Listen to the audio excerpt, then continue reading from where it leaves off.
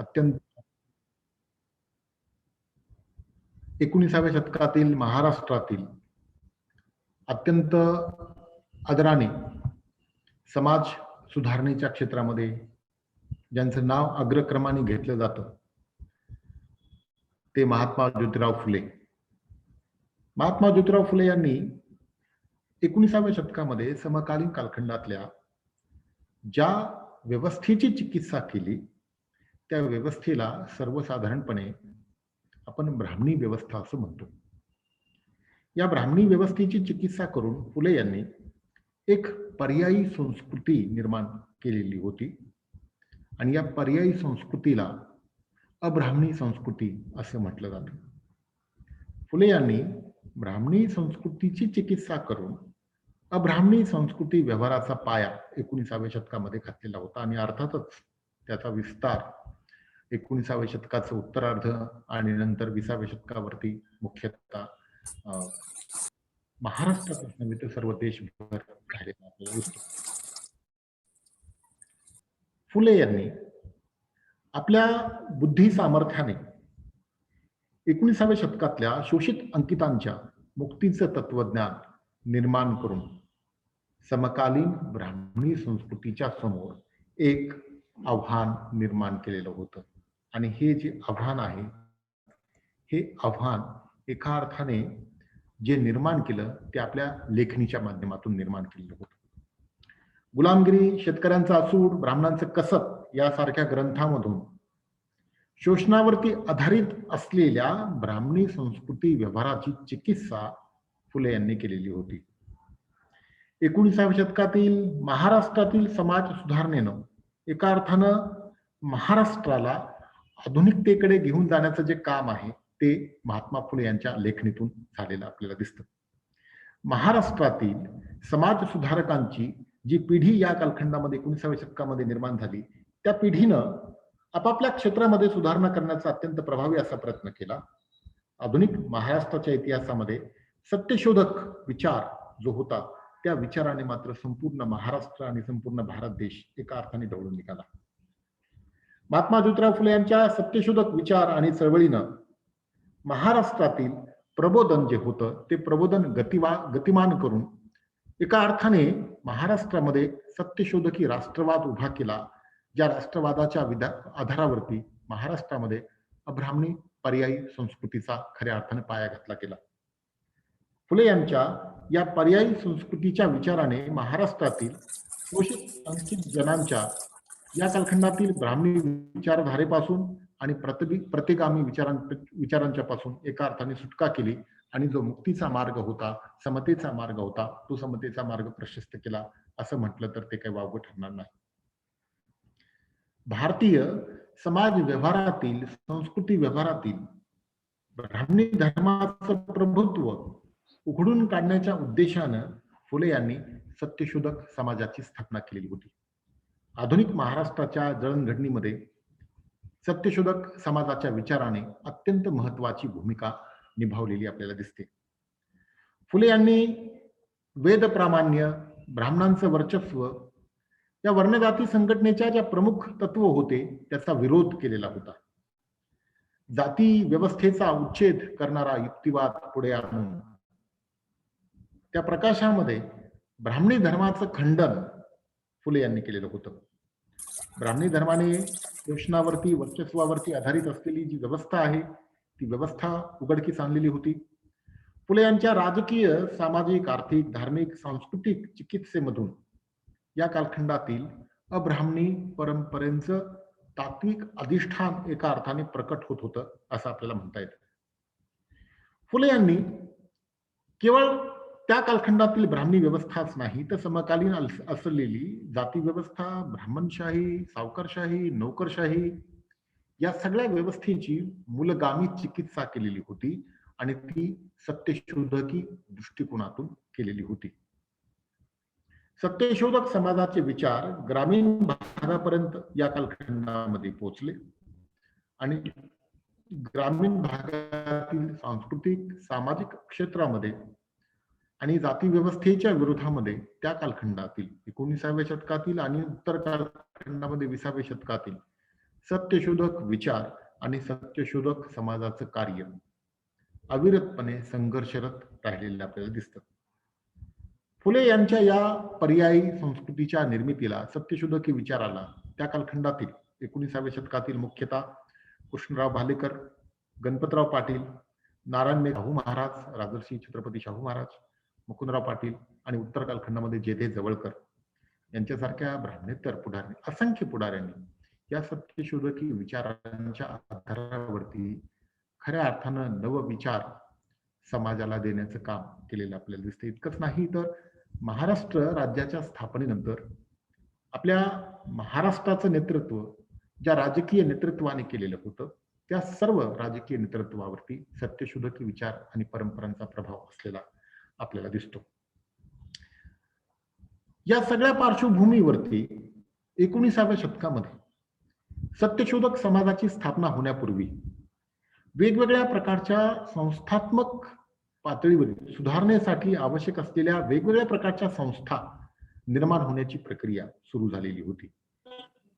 राजाराम मोहन रॉय यांनी ब्राह्मो समाजाची स्थापना केलेली होती आणि धार्मिक सुधारणा, सतीप्रथा बंदी, बालविवाह बंदी यासारख्या सुधारणांचा आग्रह धरलेला होता.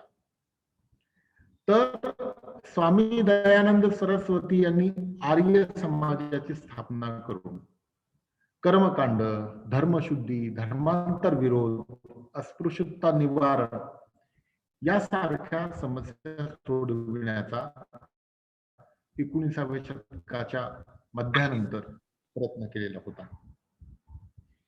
या सगळ्या संस्थांनी त्या कालखंडातील विषमतेवरती आधारित असलेल्या धर्मग्रंथांवरती, विषमतेवरती आधारित असलेल्या जाती व्यवस्थेवरती जबरदस्त असा हल्ला केलेला होता.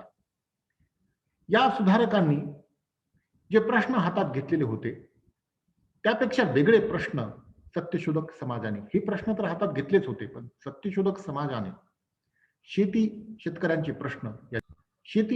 प्रश्न प्रामुख्याने मांडलेले आपल्याला दिसतात. समाज परिवर्तन करण्यासाठी एका संस्थेची आवश्यकता आहे हे जाणून फुले यांनी 24 सप्टेंबर 1873 ला पुणे या ठिकाणी तुकाराम नाईक यांच्या घर क्रमांक 527 मध्ये सत्यशोधक समाजाची स्थापना केलेली आपल्याला दिसते. या वेळेला ज्ञानगिरी बुवा, धोंडीराम कुंभार, ज्ञानोबा झगडे, रामचंद्र भालेकर, कृष्णराव भालेकर, तुकाराम हनुमंता पिंजन इत्यादी त्यांचे सहकारी उपस्थित होते. या स्थापनेच्या वेळेला ज्ञानगिरी बुवा यांनी कबीराने केलेल्या बीजक ग्रंथातील विप्रमती हा भाग मराठीतून करून वाचून दाखवलेला होता आणि या पार्श्वभूमीतून यानंतर सत्यशोधक समाजाचं जे काम आहे ते ब्राह्मणी शोषणाच्या विरोधामध्ये राहील असं स्पष्ट केलेलं होतं. आपली चळवळ संघटित करणं आणि या चळवळीच्या माध्यमातून आपला संदेश सर्व ठिकाणी पोचवावं अशा प्रकारच्या निर्धारानं आणि ध्येयानं फुले यांनी सत्यशोधक समाज नावाची सामाजिक संस्था स्थापन केलेली होती आणि या समाजाने महाराष्ट्रव्यापी अशा समाज सुधारणेची, क्रांतिकारक समाज सुधारणेची आणि त्या पद्धतीनं कार्य करणारी ही महाराष्ट्रातील एका अर्थाने पहिली चळवळ होती असं आपल्याला म्हणता येईल. कारण सत्यशोधक समाजाने शोषित अंकितांच्या मुक्तीचं जे तत्वज्ञान होतं ते तत्वज्ञान एका अर्थानं उभं केलेलं होतं. सत्यशोधक समाजाची स्थापना केल्याच्या नंतर फुले यांनी ब्राह्मणांच्या सर्व प्रकारच्या मध्यस्थीला नकार दिला आणि ब्राह्मणांच्या शिवाय विधी करायला सुरुवात केली. आता ब्राह्मण दलालाच्या शिवाय विधी करण्याचं मनोधैर्य लोकांच्या अंगामध्ये यावं म्हणून फुले यांनी स्वतःच्या घरी स्वतःच्या हस्तेच तुळशीचं लग्न लावलं आणि त्याच्यानंतर फुलेंनी मंगलाष्टका म्हणायला देखील सुरुवात केली. त्यानंतर रामशेठ उरवणे, कुशाबाग माळी यांच्या घरची तुळशीची लग्न ब्राह्मणांच्या शिवाय लावण्यात आली आणि मग ब्राह्मणांच्या शिवाय तुळशीची लग्न लावण्याचा प्रघात या कालखंडामध्ये सुरुवातीला निर्माण झाला. म्हणजे ब्राह्मण मध्यस्थाला नकार सत्यशोधक समाजाने ज्या पद्धतीनं दिलेला होता की ब्राह्मणांशिवाय सर्व प्रकारच्या विधी उरकवणं, सर्व प्रकारच्या विधी संपन्न करणं. फुले यांच्या मृत्यूनंतर 1911ला सत्यशोधक समाजाचे वेगवेगळ्या प्रकारचे ठराव प्रसिद्ध झाले असा प्रयत्न केला. सत्यशोधक समाजाचा सभासद होण्यासाठी एक प्रतिज्ञा घ्यावी लागत असे आणि ही जी प्रतिज्ञा आहे ती फार महत्वाची प्रतिज्ञा आहे. या प्रतिज्ञेमध्ये शपथ घ्यावी लागत असे, सर्व मनुष्य एकाच ईश्वराची लेकरं आहेत, त्याचे म्हणजे ईश्वराचे आणि माझे बंधुत्वाचे नाते आहे, हे जाणून वागण्याचा मी नित्य प्रयत्न करेन. देवाची भक्ती, पूजा, उपासना वगैरे करताना किंवा धन ठेवणार नाही. असे वागविण्याविषयी मी इतरांचे मन वळविण्यास झटेन. मी स्वतः शिकून मुला मुलीस विद्या शिकविल्याशिवाय राहणार नाही. राज्यकर्त्यांशी एकनिष्ठेने वागेन. अशी सर्व साक्षी सत्य स्वरूप परमात्म्यास मी प्रतिज्ञा करतो. हा माझा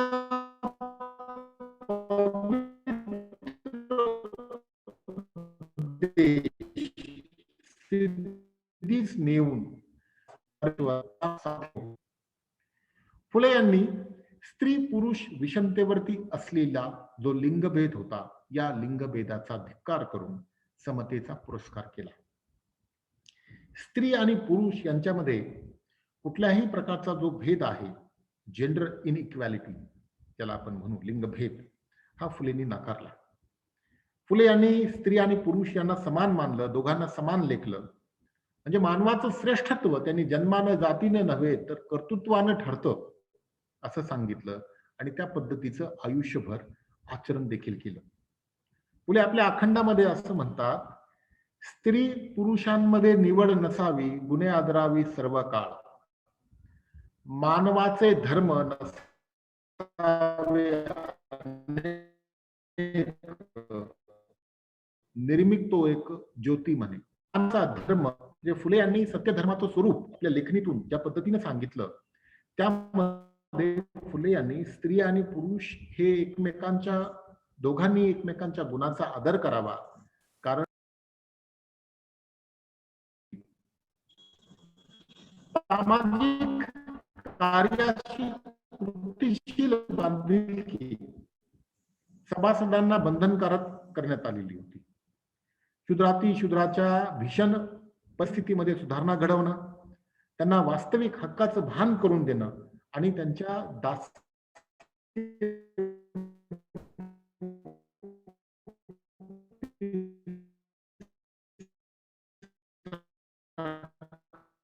अविरतपणे झटणं हे करण्यासाठी प्रयत्न केलेले होते. दुसऱ्या सर्वांना खुले करण्यात आलेले होते. 7व्या आणि 8व्या नियमा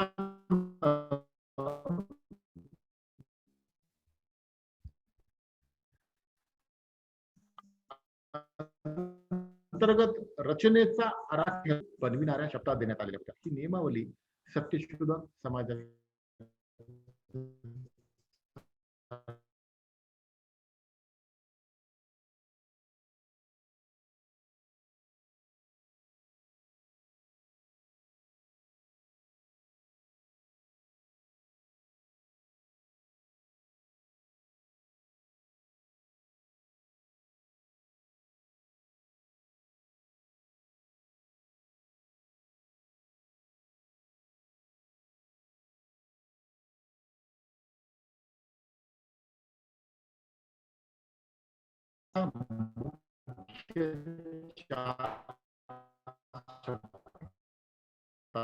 घ्यावं लागत असे आलेलं होतं.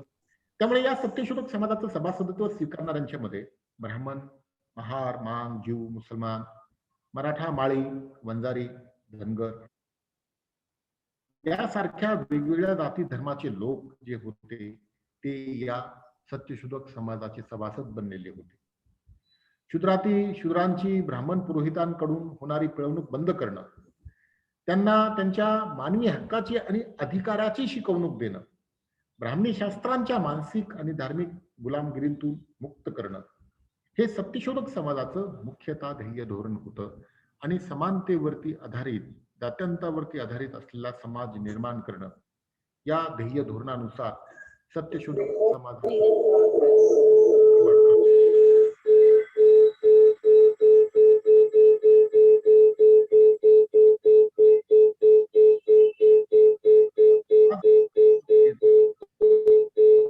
हॅलो करवदे सर, तुमचा माईक म्यूट करा सर प्लीज. करवदे सर.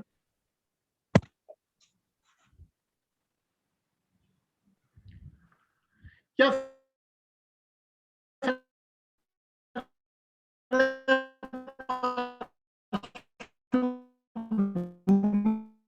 वरती महात्मा फुले यांनी सीताराम अभाजी आल्हाट या तरुणाचं आणि राधाबाई ज्ञानोबा निंबणकर या तरुणीचं सर्वप्रथम ब्राह्मणांच्या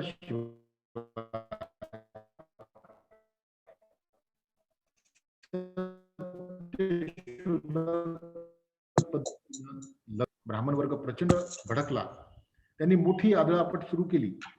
ब्राह्मणांच्या शिवाय लग्न करणं अमंगल धर्मद्रोही कृत्य आहे. इतकंच नाही तर कुळाला जातीला काळीमा फासणार आहे असं सांगून मुलीच्या वडिलांना बिथरवलं गेलं. परंतु मुलीची आई ही सावित्री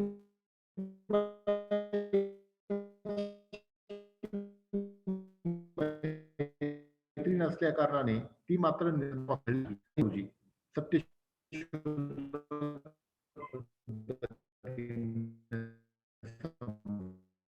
झाला. ज्ञानोबा कृष्णाजी ससाने आणि काशीबाई नारायणराव शिंदे यांचा झाला. अशा रीतीनं ब्राह्मणांच्या शिवाय सत्यशोधक पद्धतीनं विवाह लावण्याची जी पद्धत होती ती पद्धत या रीतीनं सुरू झाली आणि ब्राह्मणांच्या मध्यस्थीशिवाय विवाह विधी संपन्न होऊ लागले. समकालीन कालखंडातील दक्षिणा बुडाली म्हणून ब्राह्मणांनी न्यायालयामध्ये सुद्धा या संदर्भामध्ये दाद मागितली. परंतु सत्यशोधक पद्धतीने केल्या जाणाऱ्या विवाहाला समाजाच्या ब्राह्मण किंवा ब्राह्मणी विचारांच्या विरोधाच्या नकारात्मक अंगांच्या मध्ये स्त्री शूद्रांच्या आत्मउन्नतीची आणि समतेची भावना एका अर्थाने जोर धरत होती. ब्राह्मणांच्या शोषणातून ब्राह्मणी वर्चस्वातून मुक्त होण्यासाठी चाललेली ही सत्यशोधकी विचारांची आणि सत्यशोधक समाजाची धडपड शूद्राती शूद्रांच्या स्त्रियांच्या व्यक्तिमत्वामध्ये सुधारणा घडविण्यासाठी एका अर्थाने झुंजत होती.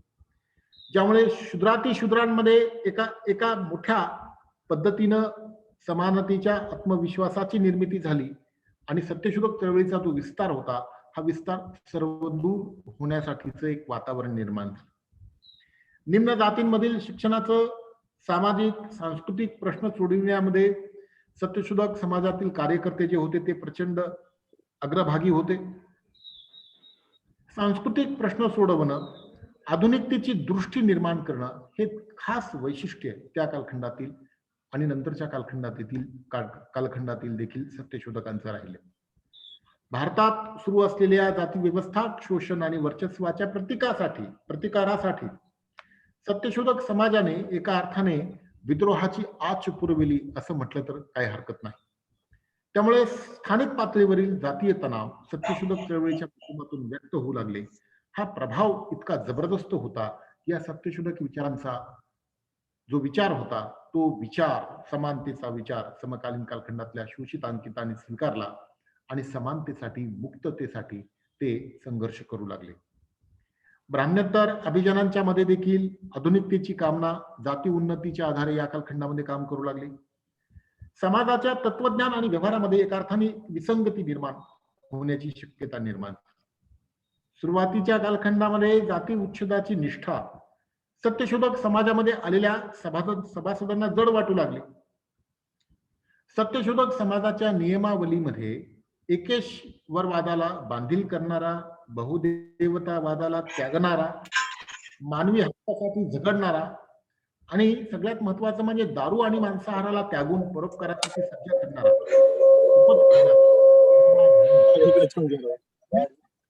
उल्लंघन होते. अंशतः हे निर्णय हा नियम शिथिल करण्याचा निर्णय घेण्यात आला. जाती व्यवस्थेला मोडण्याची सामाजिक स्थिती निर्माण न झाल्यामुळं सत्यशोधक समाजाने पर्याय म्हणून तत्वज्ञान आणि जीवनरीत म्हणून महाराष्ट्रातील समाजामध्ये एक फार मोठा जबरदस्त असा प्रभाव निर्माण केला. समाजामध्ये बदलाची जाणीव निर्माण झाली आणि पर्यायी संस्कृतीचा, ज्या संस्कृती व्यवहारामध्ये ब्राह्मणांच्या मध्यस्थाशिवाय सर्व व्यवहार, सर्व विधी केले जाणार होते, याचा स्वीकार समकालीन कालखंडातल्या शूद्रांच्या माध्यमातून त्यांच्याद्वारे केला गेला. या सत्यशोधक समाजाने 19व्या शतकामध्ये अब्राह्मणी प्रबोधनाची भूमिका घेऊन आधुनिकतेच्या विवेकी मूल्यांचा एका अर्थाने प्रसार केला, जो प्रभाव अजूनही टिकून राहिलेला आपल्याला दिसतो. या प्रबोधनातून महाराष्ट्रातील मुक्तीचा जो मार्ग होता, तो मार्गही एका अर्थाने प्रशस्त झाला. ब्राह्मणी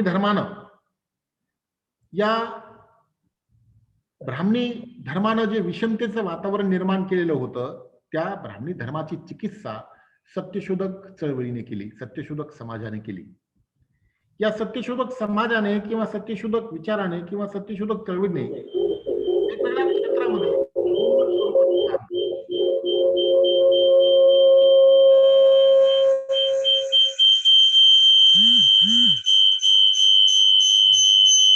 डॉक्टर संगमित्र सर होते, कृपया आपला माइक म्यूट करावा.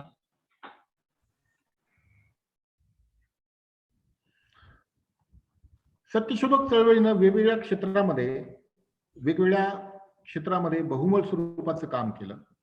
फुले यांच्या पर्यायी संस्कृतीचा विचार मांडला असताना, जाती व्यवस्थेच्या विरोधातला जो संघर्ष होता तो उभा करत असताना, ब्राह्मणी धर्माच्या चिकित्सेमधून जाती व्यवस्था विरोधी बंडाची देखील या कालखंडामध्ये एका अर्थाने सुरुवात होत होती असं म्हटलं तर हरकत नाही. धर्म चिकित्सेशिवाय जाती व्यवस्था विरोधी तत्वज्ञानाची उभारणी या कालखंडामध्ये शक्य नव्हते. म्हणून फुले यांनी सत्यशोधकी दृष्टिकोनातून धर्म चिकित्सेला प्रारंभ केला. भारतीय समाज व्यवहारातील आणि संस्कृती व्यवहारातील ब्राह्मणी धर्माचं प्रभुत्व उखडून काढण्याच्या उद्देशानं फुले यांनी ब्राह्मणी धर्माची चिकित्सा केली. वेद प्रामाण्य, ब्राह्मणी वर्चस्व या वर्ण जाती व्यवस्थेच्या प्रमुख तत्वांचा त्यांनी त्याग केला. जाती व्यवस्थेचा उच्छेद करणारा युक्तिवाद पुढे आणून त्या प्रकाशामध्ये ब्राह्मणी धर्माचं त्यांनी खंडन केलं आणि ब्राह्मणी धर्मातील बहुदेवतावादी ईश्वर विचार, देवतशास्त्र, मूर्तीपूजा, कर्मकांड याचाही त्यांनी धिक्कार केला. या ब्राह्मणी धर्माच्या शोषण वर्चस्वाची व्यवस्था त्यांनी उघडकीला आणली आणि ब्राह्मणी धर्मानं पुरस्कारलेल्या पुरुष प्रधानतेवरतीही हल्ला केला. कर्म सिद्धांत, पुनर्जन्म सिद्धांत याची उपज असणाऱ्या दैववादी प्रवृत्तीला सत्यशोधक समाजाने नकार दिला.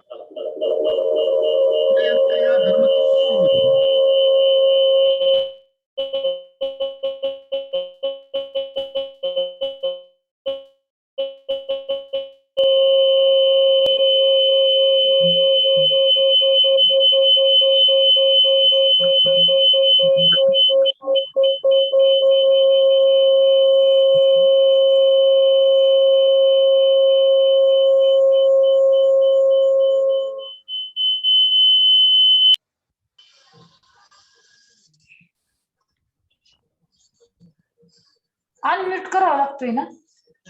हा शुभांगी वाघ, त्यांचा अनम्यूट करा कोणीतरी. शुभांगी वाघ, प्राध्यापिका वाघ मॅडम, आपण माइक म्यूट करा.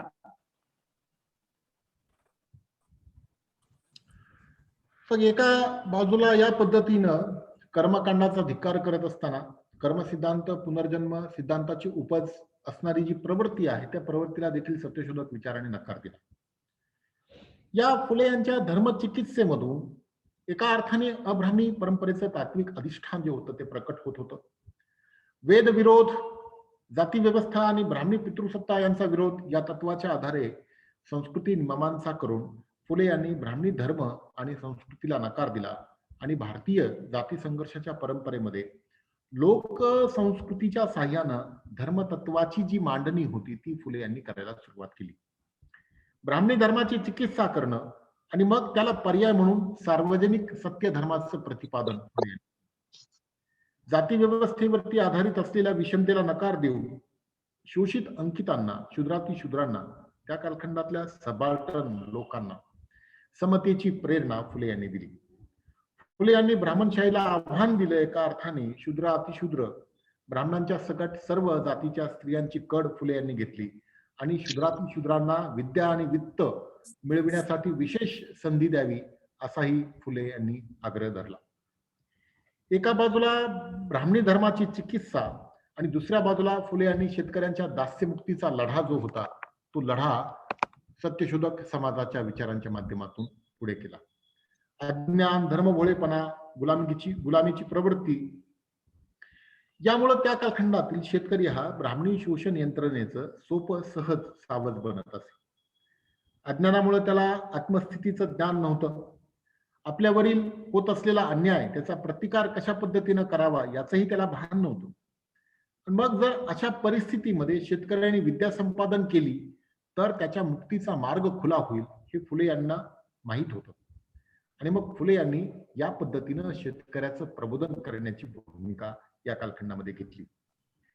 शेतकऱ्यांच्या दास्य मुक्तीसाठी शेती व्यवस्थेमध्ये मूलगामी बदल करण्याची भूमिका फुले यांनी आणि सत्यशोधक विचारांनी घेतली.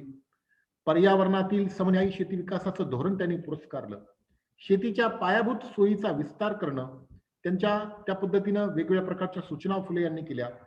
शेतीसाठी पाणी उपलब्ध करून देण्याच्या गरजेवरती त्यांनी भर दिला. शेतकऱ्याला जर पाणी मिळालं तर तो खराब आणि खडकाळ जमिनीवरती उत्पन्न काढून ऐश्वर वाढवू शकतो असा विश्वास त्यांनी व्यक्त केला. ज्या ठिकाणी पाणी आहे त्या ठिकाणी बांध घालणं, धरणं बांधणं, तळी विहिरी खोदून शेतकऱ्यांना पाणी उपलब्ध करून दिलं पाहिजे असा विचार फुले यांनी मांडला. अशा सुधारणांच्या मधून फुले यांनी त्यांची जी दृष्टी होती ती सूक्ष्म दृष्टी देखील आपल्या नजरेला येते, ज्यामधून शेतकरी दास्यमुक्तीची अनुभूती एका अर्थाने घेऊ शकणार होते. फुले यांच्यापासून शेतकऱ्याच्या दास्यमुक्तीची एक चळवळ महाराष्ट्रामध्ये सुरू झाली. शूद्र शेतकऱ्यांच्या हितसंबंधाची एकजूट मानणारी ही चळवळ महाराष्ट्रामध्ये गतिमान राहिली. महात्मा फुले यांच्या काळात शूद्र शेतकऱ्यांच्या अंतर्गत एक वर्ग निर्माण होण्याची प्रक्रिया सुरू झालेली होती, परंतु ही वर्ग निर्मितीची प्रक्रिया स्पष्ट आणि उघड नव्हती. नंतरच्या कालखंडामध्ये शेतकऱ्यांच्या मध्ये उच्चभ्रू भांडवली हितसंबंध भरलेला गट तयार होत राहिला. त्यामुळे महात्मा ज्योतिराव फुले यांच्या लेखनामध्ये त्याचं स्पष्ट असं विवेचन आपल्याला दिसत नाही. फुले यांच्या शेतकरी विषयक चिंतनातील ही दुरान्वयाने येणारी त्रुटी सोडता महात्मा ज्योतिराव फुले यांचं शेतकरी मुक्तीचं तत्वज्ञान भारतातील शेतकऱ्याच्या संघर्षाला मार्गदर्शक ठरत राहिलेलं आपल्याला दिसतं. आपल्याला माहित आहे की 1875च्या नंतर महाराष्ट्रामध्ये विशेषतः पुणे परगणा, इंदापूर परगणा या ठिकाणी शेतकऱ्यांनी आंदोलन केलेली होती, ज्याला आपण डेक्कन राईट्स असं म्हणतो. त्यानंतर 20व्या शतकाच्या आरंभी साताऱ्यातील शेतकऱ्यांची बंड, या सर्व बंडांच्या पाठीमागे सत्यशोधकी विचारांची प्रेरणा कार्यरत राहिलेली आपल्याला दिसते. शेतकरी आणि शेतकऱ्यांच्या मुक्तीचं तत्वज्ञान या कालखंडात 19 आणि 20व्या शतकामध्ये केंद्रभागी राहिलेलं आपल्याला दिसतं. सगळ्या प्रकारच्या शोषणातून मांडणी करणं आणि ही जी मांडणी आहे ही मांडणी करत असताना मुक्तीचा मार्ग दाखवणं. शेतकऱ्यांच्या समस्या याचा विचार 19व्या शतकामध्ये फुले यांनी सर्वप्रथम केलेला आपल्याला दिसतो. शेतकऱ्यांच्या समस्येला केवळ जाती व्यवस्था कारणीभूत नाही, तर सामाजिक प्रश्नांच्या सोबत राजकीय सांस्कृतिक घटक देखील कसे महत्वाचे आहेत हे सर्वप्रथम फुले यांनी लक्षात आणून दिलं. 19व्या शतकातील समाज सर्व समस्यांनी आणि शोषणाने व्यापला गेलेला होता. या शोषणाला समाज व्यवस्थेतील ब्राह्मणी वर्ग कशा पद्धतीनं कारणीभूत आहे, ब्राह्मणी विचार कशा पद्धतीनं कारणीभूत आहे याचं सूत्र फुले यांनी स्पष्ट करून उलगडून दाखवलेलं होतं. शेतकऱ्यांच्या शोषणाला ब्राह्मणी व्यवस्था कारणीभूत आहे आणि याच ब्राह्मणी व्यवस्थेच्या उच्चाटनामध्ये शेतकऱ्यांची मुक्ती लपलेली आहे हे फुले यांनी जाणलेलं होतं. शेती आणि शेतकऱ्यांच्या प्रश्नांची सोडवणूक करणं, त्याच्यासाठी राजकीय, सामाजिक, सांस्कृतिक, साहित्यिक प्रबोधन करणं आणि शेती प्रश्न सोडविणं याला प्राधान्यक्रम ज्योतिबा फुले यांनी दिलेला होता. शेतकऱ्यांना शोषणमुक्त करण्याचा त्यांनी या कालखंडामध्ये प्रयत्न केला. अशा अवस्थेमध्ये शेतकऱ्यांना जोपर्यंत आत्मभान येत नाही तोपर्यंत त्याची शोषणातून मुक्ती अशक्य आहे. म्हणून शेतकऱ्यांच्या सर्वंकष मुक्तीसाठी प्रबोधनाचं हत्यार ज्योतिराव फुले यांनी हाती घेतलं आणि मग शेतकऱ्याचं प्रबोधन झाल्याशिवाय आणि त्यांना त्यांच्या दुःस्थितीची कल्पना आल्याशिवाय शेतकरी स्वतंत्र होऊ शकणार नाहीत आणि ते स्वतंत्र झाल्याशिवाय त्यांच्या पायातील गुलामगिरी आणि शोषणाच्या बेड्या तुटणार नाहीत याची कल्पना फुले यांना होती. आणि मग शेतकऱ्यांच्या शेती प्रश्नांना प्राधान्यक्रमानं या कालखंडातील सत्यशोधकी विचाराने स्वीकारलेलं आपल्याला दिसतो. त्यामुळे शेतकऱ्यांची स्थिती कशा पद्धतीने वाईट होत गेली आणि त्याच्यातनं मुक्तीचा मार्ग कोणता आहे हे दाखवण्यासाठी फुले यांनी गुलामगिरी, ब्राह्मणांचं कसब, शेतकऱ्यांचा असूड यासारखे ग्रंथ लिहिले आणि शेतकरी शोषणाचे प्रकार जे होते ते प्रकार आणि शेतकरी शोषणाचं सूत्र त्यांनी उलगडून दाखवलं. शेतकऱ्यांच्या धार्मिक शोषणाच्या विरोधातलं देखील काम सत्यशोधक विचाराने केलं. फुले यांनी आपल्या शेतकऱ्याचा असूड, ब्राह्मणांचं कसब या ग्रंथांमधून शेतकऱ्याचं शोषण, धार्मिक शोषण कशा पद्धतीनं होतं याचं विवेचन केलं. शेतकरी हा धर्मभोळा आहे, धार्मिक वृत्तीचा आहे, त्याच्यामुळे त्यांच्यामध्ये शेतकऱ्याच्या वृत्तीमध्ये अंधश्रद्धा ही आपसुकपणे दडलेली आहे हे फुले यांनी जाणलेलं होतं. फुले असं म्हणतात की सर्व सरकारी खात्यांमध्ये ब्राह्मण कामगारांचं प्राबल्य आहे आणि त्यामुळं त्यांचे स्वजातीय स्वार्थी भटब्राह्मण असा शब्द फुले वापरतात. हे स्वार्थी भटब्राह्मण आपल्या मतलबी धर्ममिशाचं अज्ञानी शेतकऱ्याला इतकं नाडतात की त्यास म्हणजे शेतकऱ्यास आपली लहान लहान चिटुकली मुलं शाळेत पाठविण्याची साधनं राहत नाहीत आणि एखाद्याला जर तसं साधन असलं तर त्याला केलेला दुरुपदेश, ब्राह्मणांनी केलेला तशी इच्छा होत नाही. म्हणजे धर्म, या धर्माच्या आमिषानं भटब्राह्मण शेतकऱ्यांचं मोठ्या प्रमाणावर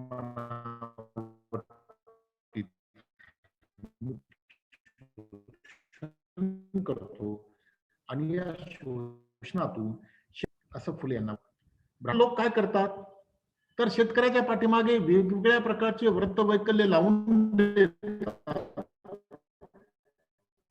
आणि सर्व व्रतांचा विधी दक्षिणा लुबाडून घ्या आहे. धार्मिक शोषणात ब्राह्मणी शेतकऱ्यांकडून रोख, सुपारी, बदाम, कपडे इत्यादी जिन्नस लुबाडतात आणि शेतकऱ्याचं शोषण करतात असं फुले म्हणतात.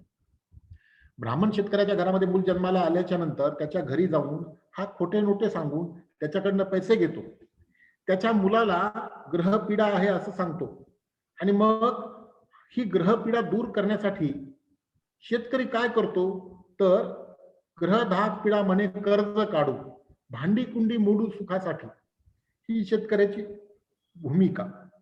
जप अनुष्ठान यथाविधी केला, मूढ नागविला ग्रह मिशे, ग्रहाचं भीती दाखवून शेतकऱ्याचं शोषण कशा पद्धतीने झालं. जेव्हा काही आजारामुळे मूल मरतं तेव्हा शेतकऱ्याला कर्ज काढावं लागतं, कर्ज मात्र उरावर तसंच राहतं आणि ते कुठल्याही माध्यमातून फिटू शकत नाही, उलट ते कित्येक पटीने वाढत जातं. शेतकऱ्याच्या घरी लग्नाच्या वेळेला सुद्धा हा शोषण करणारा ब्राह्मण जोशी घरात येतो आणि त्याची लूट करतो, लुबाडतो, त्याला खोटे नाटे विधी करायला. फुले म्हणतात काड्या मुड्या जाळी लज्जा होम केला, नाही म्हणी झाला लज्जाहीन. म्हणजे शोषणाचे छोटे छोटे सूत्र फुले दाखवतात आणि या शोषणाच्या सूत्रामधून शेतकऱ्याच्या मुक्तीचा मार्गही दाखवतात. शूद्राती शूद्रांच्या घरी ऋतुशांतीच्या वेळेला तो कसा निरर्थक विधी करायला लावतो आणि तुपानं चळचळ माखलेलं जेवण खाऊन तुंबळ दक्षिणा घेतो आणि निघून जातो. ब्राह्मण भोजन तूप चळचळ, दक्षिणा तुंबळ आधी बोली. म्हणजे शोषण कशा पद्धतीनं आहे याचं सूत्र फुले दाखवतात. ब्राह्मणांचे कसब नावाच्या ग्रंथामध्ये फुले शूद्र शेतकऱ्याचं शोषण कशा पद्धतीनं ब्राह्मण जोशी करतो याचं काही सूत्र दाखवलेलं आहे. फुले म्हणतात सोहम कोहम नाद इतक्यात आला गृहतात जोशी बुवा, पुसे जन्मकाळ राशी चक्र मांडी, वेडा जैसा.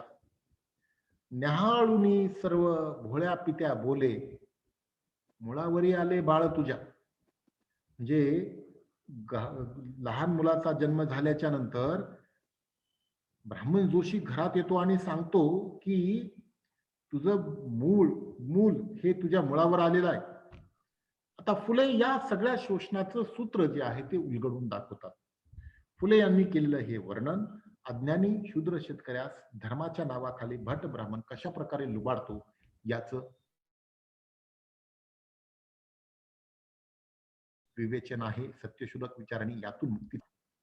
ब्राह्मण शूद्राच्या घरी पोथी वाचण्याच्या निमित्तानं शिरून त्याच्या संसार खटल्यामध्ये हात घालून त्याला कशा पद्धतीने लुबाडतो. अंतकाळी शूद्राच्या ब्राह्मण वैद्य भटजी त्याच्या बायकोला क्रूरपणे कसा नाडतो.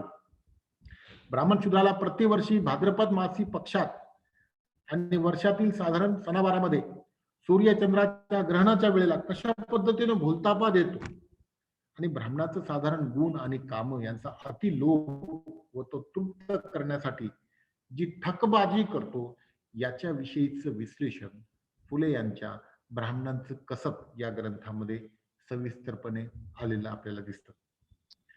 फुले यांच्या या विवेचनामध्ये एकीकडे बुद्धी प्रामाण्यवाद प्रचंड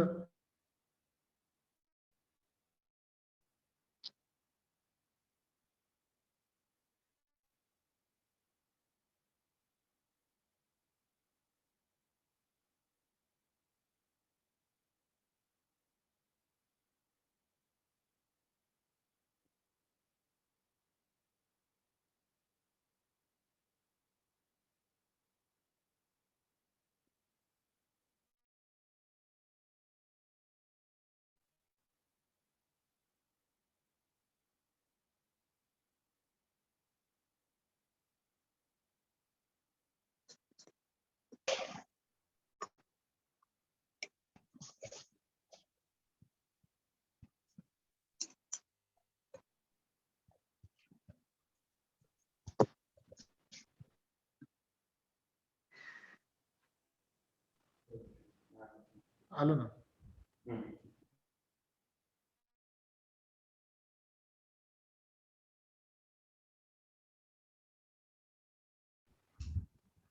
सर्व मानव मात्राचा एकमेव धर्म आहे असं जरी फुले म्हणत असले तर सत्य धर्माखेरीज जर कुणाला इतर कोणते विचार आचरावेसे वाटत असतील तर कारण धर्मनिष्ठेच्या बाबत स्वयंनिर्णयाचा व्यक्तीचा हक्क आणि अन्य धर्मियांच्या विषयीची सहिष्णुता बाळगण्याचं तिचं कर्तव्य यावरती फुलेंचा विश्वास होता.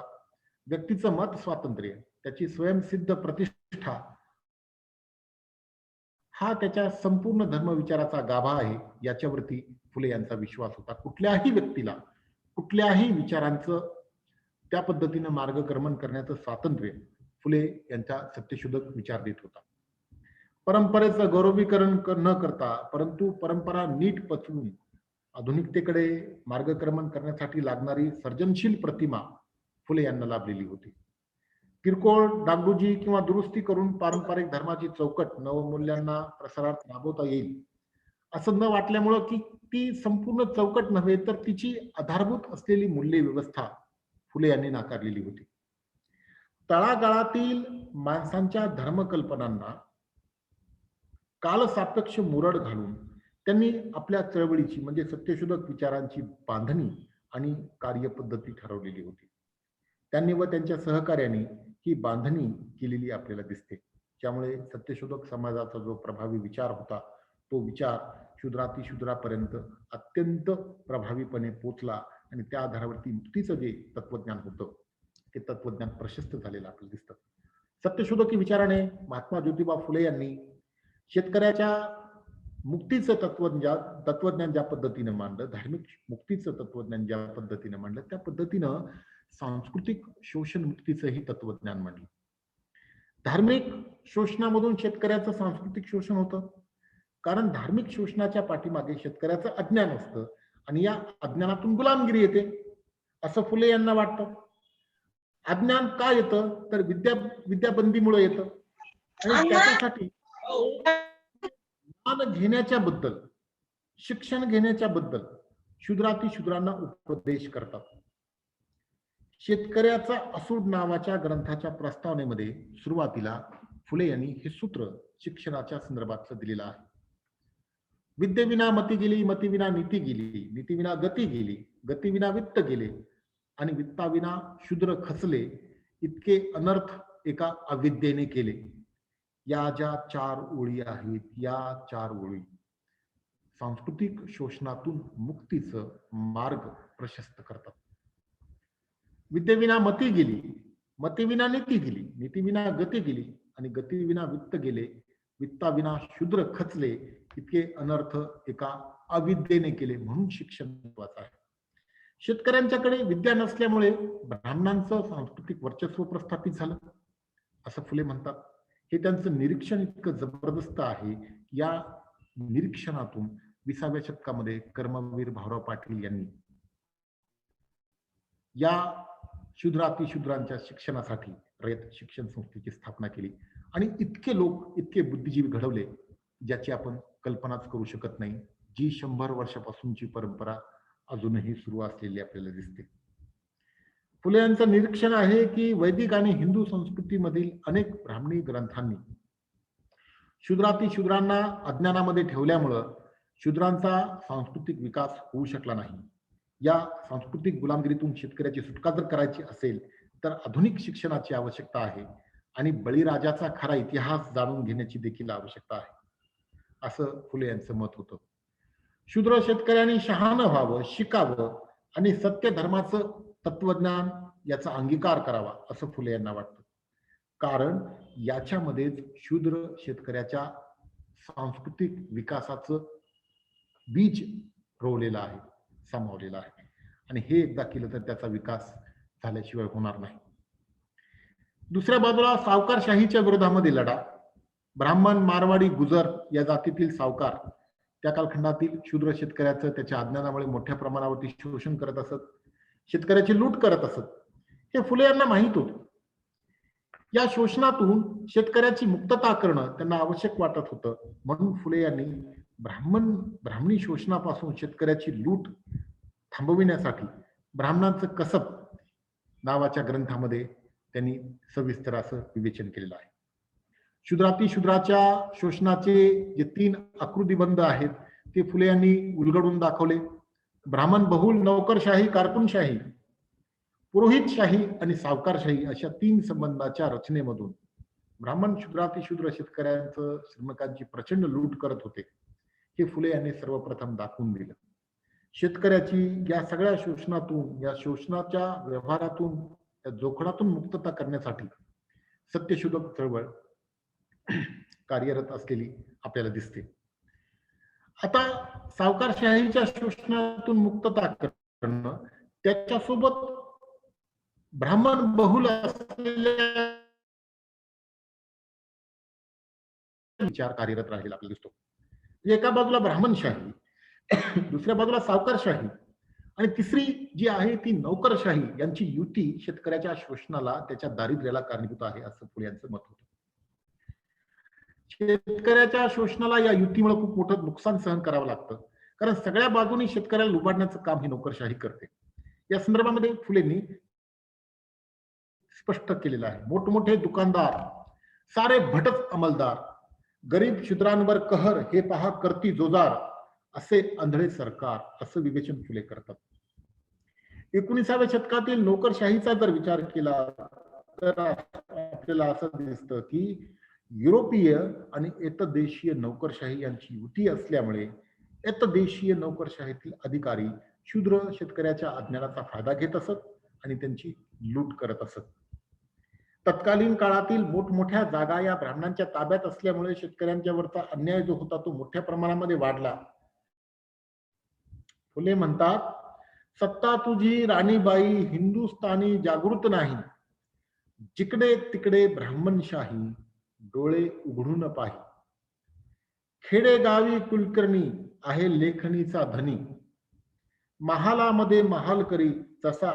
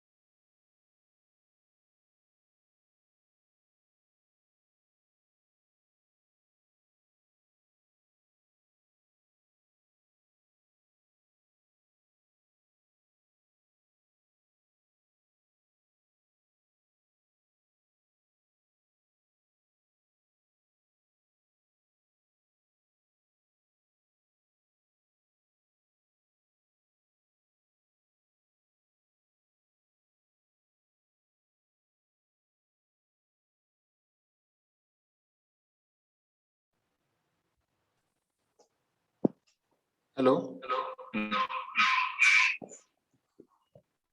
हा येतो का आवाज? येस सर, येतोय आवाज. हो सर, हो.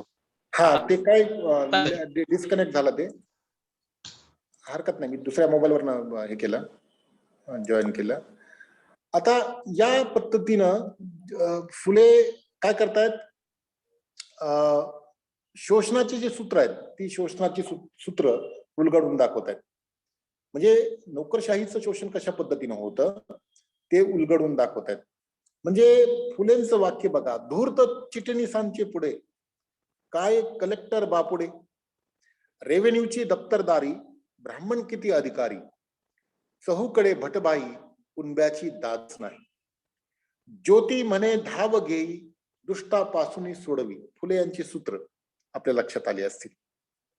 भाटा कामगार कशा पद्धतीनं शोषण करतो, युरोपीय अधिकारी यांच्यामधील जी युती आहे त्या युतीमुळे शेतकऱ्यांचं शोषण कशा पद्धतीनं होतं, मोठ्या प्रमाणावरती होतं, याचं विवेचन फुले करतात. फुले यांच्या शेतकऱ्यांच्या शोषणावरती आधारित असलेल्या नोकरशाहीच्या शोषणापासून मुक्त होण्यासाठी जो मार्ग आहे तो मार्ग शिक्षणाचा आहे, तो फुले दाखवतात. ज्यामुळे शेतकऱ्यांना नोकरशाहीच्या शोषणापासून स्वतःची सुटका करून घेता येईल आणि ज्ञान प्राप्त करता येईल. आता फुले यांनी केवळ ब्राह्मणी व्यवस्थेपासून शोषणाच्या मुक्तीचं तत्वज्ञान उभं केलं असं नाही. त्या कालखंडामध्ये कार्यरत असलेल्या साम्राज्यशाहीच्या विरोधात देखील फुले लिहितात, सत्यशोधक विचार मांडतात. फुले यांनी वासाती काळातील शूद्र शेतकऱ्यांच्या दुःखाची अनेक कारणं त्या कालखंडामध्ये सांगितलं. येथील ब्राह्मणी शोषणाच्या सोबत साम्राज्यशाही शोषण देखील शूद्र शेतकऱ्यांच्या दुःखाला तितकंच जबाबदार असल्याचं फुले स्पष्ट करतात. फुले असं म्हणतात की ब्राह्मणाच्या गुलामगिरीतून शेतकऱ्यांना सोडवणारे इंग्रज सरकार तसे शेतकऱ्यांचे तारणहार आहे. भारतातील राणीची सत्ता मात्र जागृत नाही, म्हणून अन्याय होतो. ब्रिटिश सरकार आणले आहे, पण त्या सरकारकडून खरी आशा आहे, कारण इंग्रजांनी स्वातंत्र्याचा जगभर पुरस्कार केलेला आहे. म्हणजे राणीबाई लक्ष देई, दुःख हे रडून गाईले, द्विजांनी शूद्रा गांजले, शिकीव शूद्राला, पंगू बंधूला, दास ब्रह्म्याने मुळी केले, ज्ञान देण्याचे बंद ठेवले. या पद्धतीनं फुले लिहितात. ब्रिटिशांनी शूद्र शेतकऱ्यांना मदत करावी, त्याची स्थिती सुधारावी अशी अपेक्षा फुले करतात. म्हणजे ब्रिटिश सरकारचे गोरे नोकर लठ्ठ पगार घेतात, ऐश आरामी आहेत, कलेक्टर न्यायाधीश त्यांच्या हाताखालच्या खोटं नाटं लिहितात आणि खोटं नाटं लिहून ब्राह्मण अधिकाऱ्यांच्या हातातील ते बाहुले बनलेले आहेत.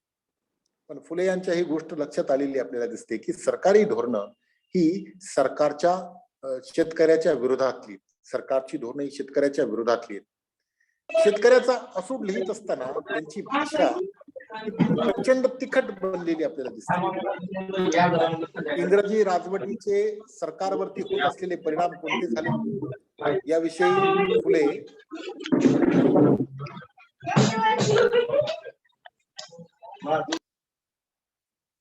इंग्रजी राजवटीचे समाजावरती कोणते परिणाम झाले याच्याविषयी फुले यांनी फार सविस्तर असं विवेचन केलेलं आहे. फुले साम्राज्यशाहीची चिकित्सा करत असताना फुले स्पष्ट करतात की ब्रिटिश मालामुळं येथील कोळी, साळी, जुलै, मोमीन इतके कंगाल झालेले आहेत की त्याच्यापैकी कित्येक विणकर लोक अतिशय मंदीच्या दिवसात उपाशी मरू लागल्यामुळे अब्रुस्तव कधी कधी चोरून आपला निर्वाह डाळीच्या चुनीवर, कित्येक तांदळाच्या व गव्हाच्या कोंड्यावर व कित्येक आंब्यांच्या कोयावरती करतात. कित्येक पद्मसाळी घरातील दाताशी दात लावून बसलेल्या बायका पोरांची स्थिती पाहावेनाशी झाली. म्हणजे संध्याकाळी निसंग होऊन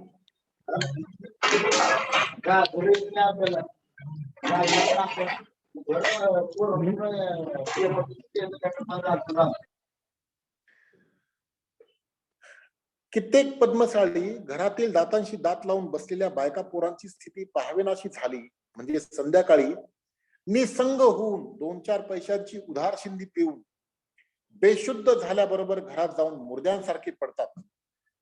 कित्येक पद्मसाळी गुजर मारवाड्यांकडून मजुरीने वस्त्र विणावयास आणलेले रेशीम व कलाबतू येईल त्या किमतीस विकून आपल्या मुलाबाळांचा गुजारा करून गुजर मारवाड्यांच्या हाती तुरी देऊन रात परगावी पळून जातात. अशा पोरांसाठी लागलेल्या बभुक्षित कसबी लोकांनी रिकाम्या शेतकऱ्यास मदत कशी व कोणती द्यावी असा प्रश्न देखील फुले विचारतात.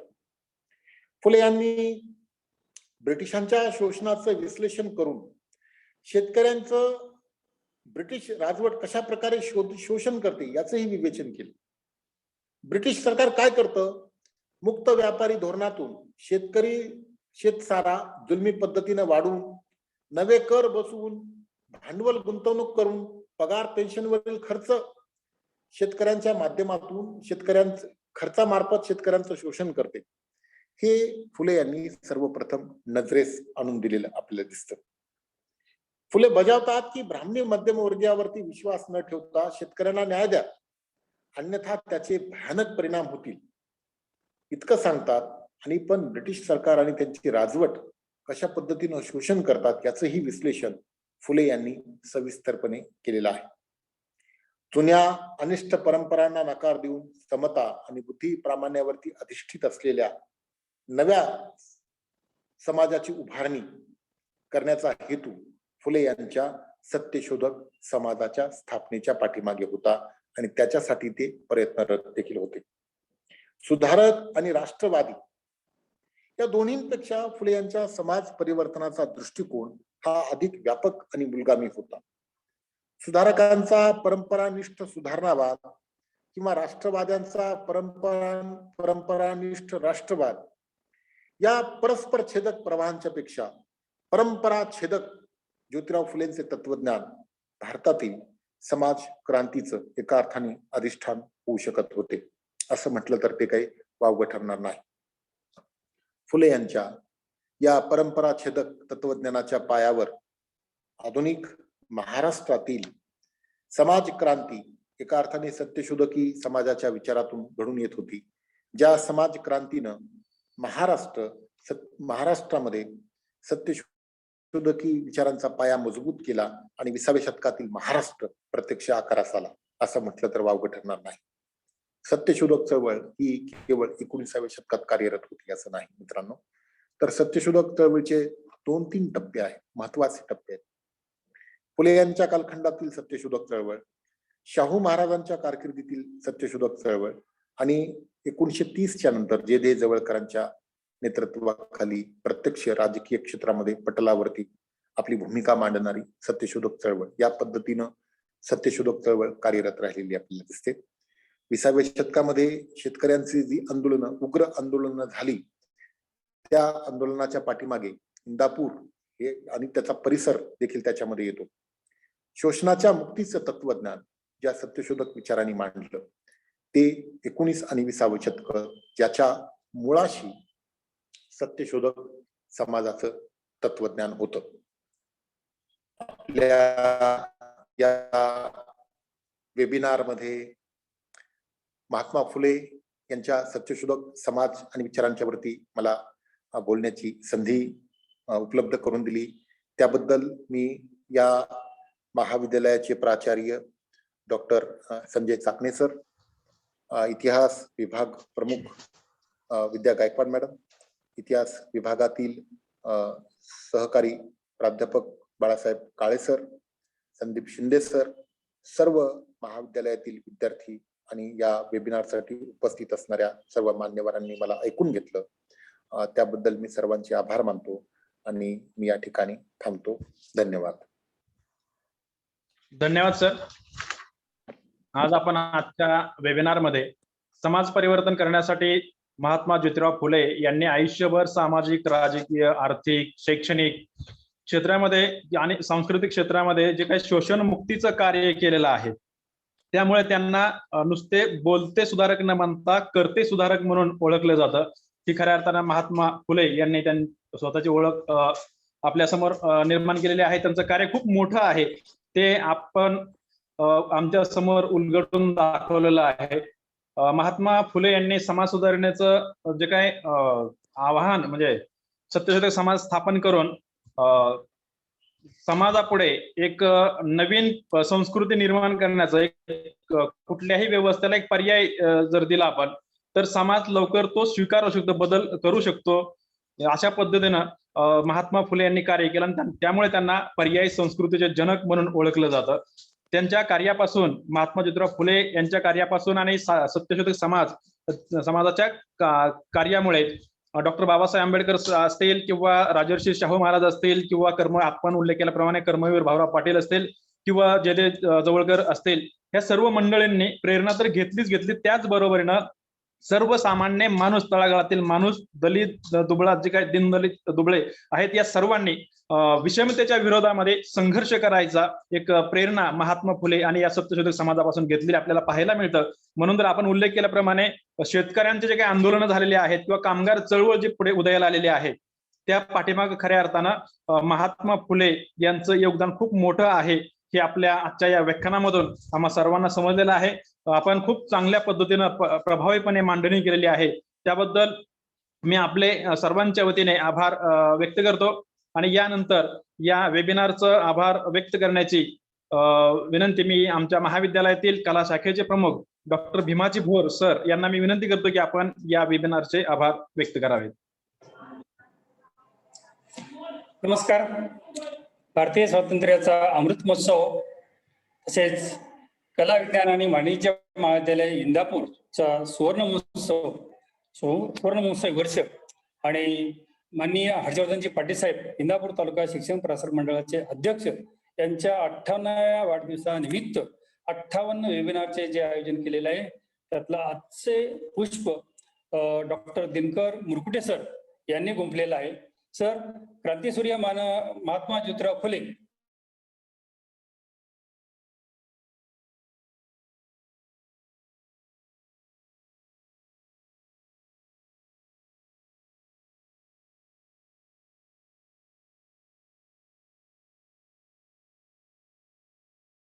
त्यांचे विचार आजही खरोखर आजच्या समाजाला उपयोगी आहेत असं आपल्याला सांगता येईल. आपण अनेक केले आहेत. आता याबद्दल मी पुन्हा त्याच्याबद्दल भाष्य करत नाही, परंतु आजच्या